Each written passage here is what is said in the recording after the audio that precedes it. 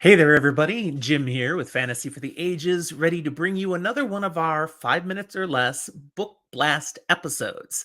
If you enjoy this, be sure to like the episode, subscribe to our channel, check out all the great things we have here for you about fantasy, science fiction, comics, nerdy, weird stuff. You name it, it's here. Stuff my son and I enjoy talking about. We also have ways you can connect with us. Those are all down in the show notes. Be sure to check it out. Here, I want to talk to you now today about Book 2 of The Tragedy of Sedaine, Buzzard's Bowl. This book by John Palladino is not yet publicly available. You can pre-order it now on Amazon. It goes live June 1st, but I was given a preview copy here and loved it. Let me talk about, in a spoiler light format, my thoughts on this book. Buzzard's Bowl continues directly from the story in Book 1, The Trials of Ashmount. It could have just kept going right into the next book, honestly. I mean, there's no time jump. It's truly a direct continuation. And yet, there is a distinct difference. The stakes get higher. The deaths are greater. So much greater. The explosions are more numerous. The battles are exponentially more slaughterful. Like I said, deaths. Everything is bigger and badder in this book, and I mean that in all the best of ways. The storylines of all the various characters we met in Book 1 continue on in this story, but now they mingle, they crisscross, they intertwine in some ingenious ways.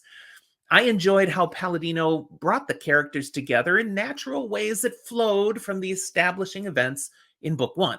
Nothing felt fake or forced. It was very well thought out. Previously, thoughts on the first book kind of led me to thinking this could create a new subgenre, a sub-subgenre, grim hope. Okay, screw that now. This novel is so grim dark. It's grim darky dark. And while that's demonstrated in the events of many of the core characters in this book, it's even more greatly on display in the plotline of a newly introduced group of characters, Ashen, Talus, and Jasperd. Wow, where that goes? Dark, grim. Oh, really great storytelling going on here. And I didn't even mention the Elkovich. That's a whole additional storyline that kind of got hinted at in Book 1, kind of shows up in a big way right at the end of the book, and then boom, it's huge in this book. And what a twisted plot of this story. I mean, the logic, the thinking of the characters tied into the Elkovich. You've got to read this to see what I mean.